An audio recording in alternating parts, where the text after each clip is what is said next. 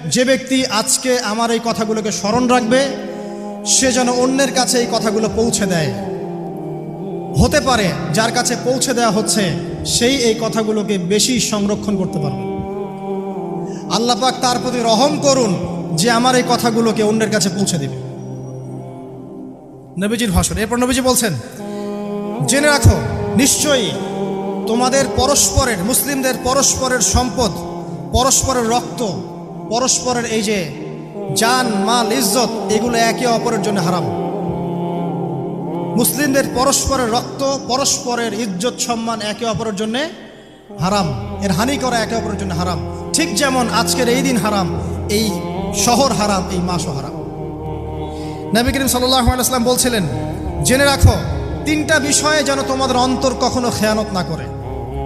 তিনটা বিষয়ে তোমাদের অন্তর যেন কখনো খেয়ানত না করে। এক, তোমরা যে কাজটাই করবা শুধু আল্লাহ পাকের সন্তুষ্টির জন্য করবে।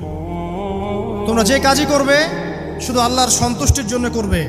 তোমাদের শাসক বর্গের কল্যাণ কামনা করবে। তোমাদের শাসক বর্গের কল্যাণ কামনা করবে।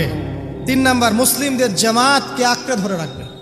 মুসলিমদের ইউনাইটেড কমিউনিটিকে আঁকড়ে ধরে থাকবে। এই তিনটা বিষয় পালনের ক্ষেত্রে তোমাদের অন্তর যেন খেয়ানত না করে।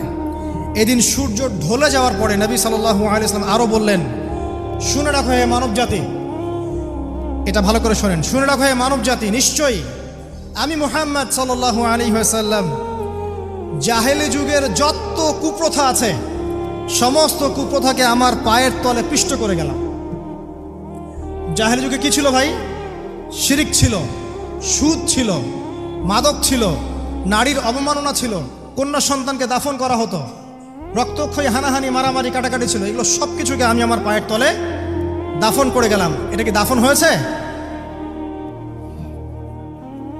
তিনি বলছেন, নিশ্চয়ই আমি জাহেলি যুগের সুদকে আমার পায়ে তলে পিষ্ট করে যাচ্ছি। সর্বপ্রথম যার সুদ আমি পিষ্ট করছি তিনি হচ্ছেন আব্বাস ইবনে আব্দুল মুত্তালিব, আমার চাচার সুদ। নিজের পরিবার থেকে দৃষ্টান্ত স্থাপন করলেন।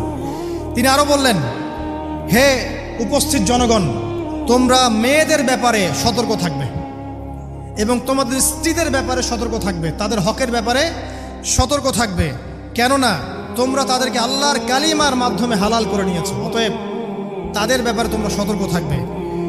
তোমাদের উপর তাদের হক হচ্ছে তোমরা যা খাবে, যা পরবে, তাদেরকেও তাই খাওয়াবে, তাই পরাবে। আর তাদের উপর তোমাদের হক হচ্ছে তারা তোমাদের বিছানায় এমন কাউকে আসতে দিবে না যাদেরকে তোমরা অপছন্দ করো। নবী করিম সাল্লাল্লাহু আলাইহি ওয়াসাল্লাম আরো বলছেন,